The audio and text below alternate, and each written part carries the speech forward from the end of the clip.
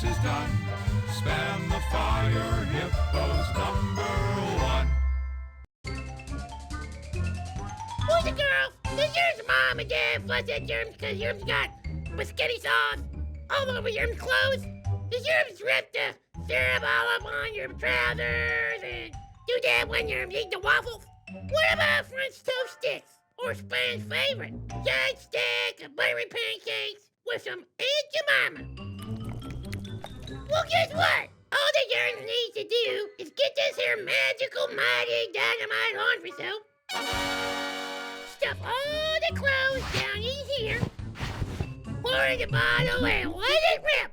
Man, you know it works good because it's got all that oxy stuff in it. There's the big muscle with the hammer, a stick of dynamite for more power, and it knocks the stains right off. That's right, Cuan. Just dump in that whole bottle. And the complimentary dynamite. And then hit start. Uncle Silky. This is Uncle Silky. I'm not gonna lie. Mom and Dad are gonna be so proud.